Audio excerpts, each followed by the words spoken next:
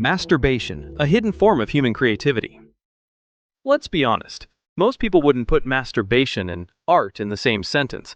One is associated with high culture, museums, and intellect. The other? Usually whispered about in embarrassment, hidden away like a guilty secret. But what if we've misunderstood something deeply human? What if masturbation, done in private, is not just a physical act, but a surprisingly creative one? It starts in the mind.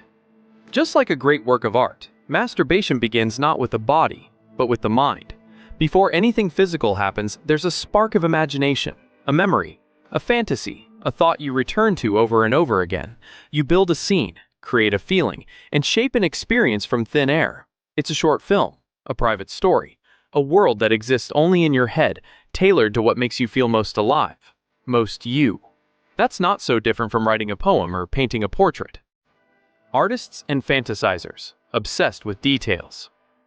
Artists are obsessed with details. Look at a famous painting, and you'll see it in the brushstrokes. The way light hits an eye, the way fingers gently curl around a cup, or the angle of a glance between two people. In masturbation, we do the same.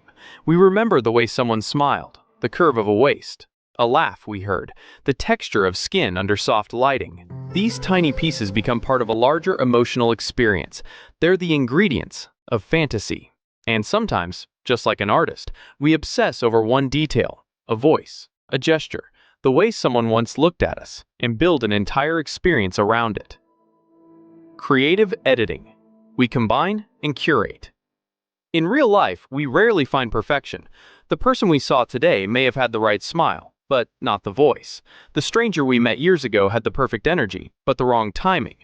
But in our fantasies, we edit freely. We take a look from here, a kiss from there, a rainy train ride from a memory, and mix it into something whole. We create emotional and erotic harmony from pieces scattered across time. Just like a filmmaker who shoots many scenes, then cuts, rearranges, and blends them into a final story, we are, in our own way, directing. Personal expression without judgment. Masturbation is one of the few places in life where you don't have to perform for anyone. You're not being watched. You're not being judged. You don't need permission to be who you are. And in that space, you can be honest. You can admit what you really like, what you really want, and what your body and mind truly respond to. No pressure, no shame. It's an act of self-acceptance. And that, in itself, is kind of beautiful. Why it matters. We live in a world that often tells us to hide our desires, that certain thoughts are too much, that certain pleasures are wrong or embarrassing. But those messages are usually rooted in fear, not truth. When we masturbate, we connect with something real inside ourselves. At first, it feels like a small thing.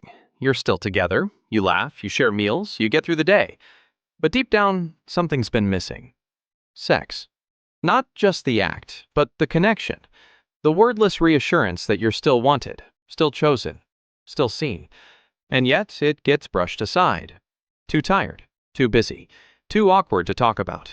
We tell ourselves, it's fine, it's just a phase. But time passes, and touch fades, and silence grows. Here's the truth we're too ashamed to admit. A relationship without sex isn't just lacking pleasure. It's starving for closeness. Statistics don't lie. 70% of divorces list lack of intimacy as a major reason.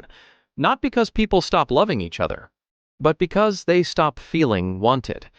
And when we don't feel wanted, we start to feel unlovable. It's not just about libido. It's about trust, acceptance, safety, desire. When one partner longs for touch and the other turns away, pain begins to leak into other parts of life. Arguments over dishes, chores, in-laws, but really, the wound lies elsewhere. Sometimes the one who longs will cheat, not from betrayal, but from a desperate need to feel alive again.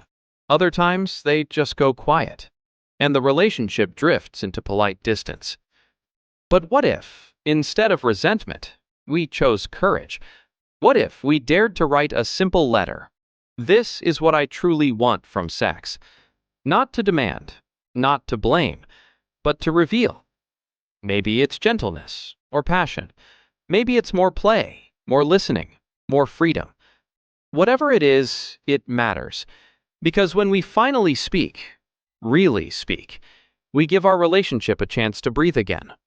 We stop fighting in the kitchen and start reconnecting in the dark. And somewhere, in that quiet honesty, the angels of love hover overhead and softly, silently, smile. Because another couple just decided not to give up.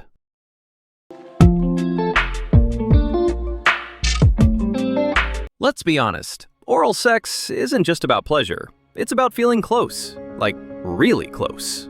In everyday life, we're always holding back. We dress up, act nice, say the right things, but inside, we all have parts we're scared to show. The wild parts, the dirty thoughts, the parts we think no one could love if they really saw them. But in sex, especially oral sex, all that can disappear. Suddenly, someone is choosing to be close to the parts of us we usually hide, the parts we were told to be ashamed of. And instead of being judged, we're wanted, craved, accepted. That's what makes it so powerful. Not just the physical feeling, though, yeah, that's amazing, but the emotional impact. It says, I see all of you, and I still want you.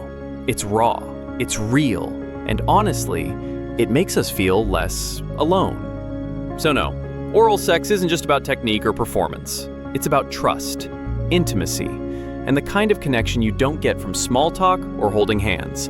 It's one of the rare moments where two people stop pretending and just let themselves be seen and loved exactly as they are.